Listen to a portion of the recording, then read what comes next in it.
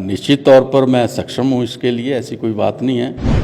तो पार्टी ध्यान रखेगी कि क्षेत्रीय संतुलन भी हो और जातीय संतुलन भी हो। प्रदेश में नई कांग्रेस बनाने को लेकर हाईकमान ने पहली बार ऐसा एक्सपेरिमेंट किया है। ऊपर से 2 ऑब्जर्वर आए हैं। अक्सर सरकारें जब बनती थी तब ऐसा होता था। इस बार पार्टी बनाने के लिए भी ऑब्जर्वर आ रहे हैं। आप हाईकमान के इस फैसले को किस तरह से देखते हैं और क्या लगता है जिस तरह की कांग्रेस होनी चाहिए, क्या ऑब्जर्वरों के दम पर बनाई गई कांग्रेस अच्छी होगी?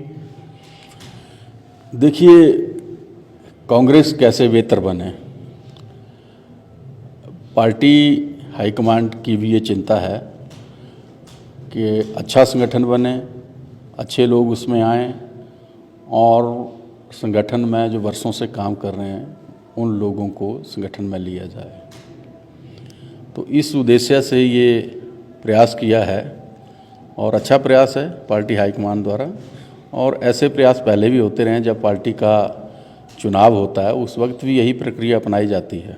तो ये कोई नई बात नहीं है। ये कांग्रेस पार्टी के चुनाव की जो संगठन बनाने की प्रक्रिया है उसी का हिस्सा है। आपने चुनाव का जिक्र किया।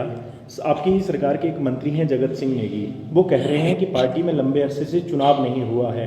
पिछले कुछ समय से ये देखा जा रहा है कि कांग्रेस में भी कुछ अन्य पार्टियों की तर्ज पर पिक एंड चूज होने लगा है। जगत सिंह नेगी कहते हैं कि नई कांग्रेस जो बने वो चुनाव के आधार पर बने, क्योंकि आप भी उसी कांग्रेस का हिस्सा रहे हैं जब चुनाव हुआ करते थे। क्या आप पार्टी के चुनावों का समर्थन करते हैं? निश्चित तौर पर कांग्रेस पार्टी हमेशा चुनाव से ही अपने जो पदाधिकारी उनको चुनती आई है और अब भी यही प्रक्रिया है। तो इसमें कोई नई बात नहीं है। जो पार्टी हाईकमान ने जो तरीका अपनाया है वो उसी का हिस्सा है। पार्टी में कोई ये नई बात नहीं है कि चुनाव से आए, क्योंकि पार्टी के अंदर मेंबरशिप होती है, चुनाव होते हैं, फिर चुनाव के बाद जो है फिर हमारे डेलीगेट्स बनते हैं। डेलीगेट्स जो हैं फिर वो बाद में प्रदेश अध्यक्ष को चुनते हैं। तो उसी तरीके से चुनाव होता है हमारा। और इस वक्त भी ये कोई चुनाव नहीं हो रहा है, अभी तो प्रदेश कार्यकारिणी जो है उसको बनाना है। तो उसके लिए ये सारे प्रयास किए जा रहे हैं।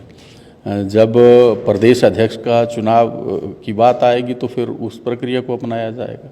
अभी प्रदेश कार्यकारिणी के लिए ये सारी प्रैक्टिस की जा रही है। आपने कहा प्रदेश कार्यकारिणी का गठन हो रहा है, परंतु जिस तरह से हम देखते हैं कि जब नया संगठन बनता है तो फिर कुछ देर बाद प्रदेश अध्यक्ष भी बदले जाते हैं। हिमाचल की अगर हम बात करें तो सरकारों और पार्टी के हिसाब से जैसे मुख्यमंत्री राजपूत चेहरा हो तो फिर पार्टी में विभिन्न पदों पर विभिन्न वर्गों को प्रदेशाध्यक्ष के तौर पर प्रतिनिधित्व दिया जाता है। कांग्रेस की बात करें, कुलदीप कुमार धीमान कभी दलित चेहरा हुआ करते थे, उसके बाद दलितों को कभी अवसर नहीं मिला प्रदेशाध्यक्ष बनने का। क्योंकि आप भी पार्टी से लंबे समय से जुड़े हैं, अब तो आप विधायक भी हैं, आपके जो करीबी हैं, जिनके आप करीबी माने जाते हैं, वो प्रदेश के मुख्यमंत्री हैं। तो ये भी माना जाए कि सुरेश कुमार जो हैं आने वाले समय में पार्टी के प्रदेश अध्यक्ष भी हो सकते हैं। देखिए, पार्टी हाईकमान का प्रेरोगेटिव है, किसको अध्यक्ष बनाना है ये हमारे राष्ट्रीय स्तर के जो अध्यक्ष हैं और राष्ट्रीय स्तर के जो नेता हैं, शीर्ष नेतृत्व है, वो इस चीज़ को जो है डिसाइड करता है कि किसको बनना है। और रही बात पार्टी के अंदर जातिगत समीकरणों की और क्षेत्रीय समीकरणों की, तो उसका भी ध्यान रखा जाता है। तो निश्चित तौर पे जब ये ऐसी कोई बात आएगी तो पार्टी ध्यान रखेगी कि क्षेत्रीय संतुलन भी हो और जातीय संतुलन भी हो और उस के हिसाब से जो व्यक्ति फिर उसमें सही पाया जाएगा उसको पार्टी हाईकमान जो है वो बागडोर सौंपेगी। क्या आपकी भी इच्छा है कि प्रतिनिधित्व आपको भी मिलना चाहिए, क्योंकि लंबे समय से पार्टी में तो काम आप भी कर रहे हैं? देखो, इच्छाएं तो हर व्यक्ति की होती है कि मैं कुछ बनूं, लेकिन ये एक पार्टी का कार्य है और इसको निर्धारित करता है पार्टी का नेतृत्व।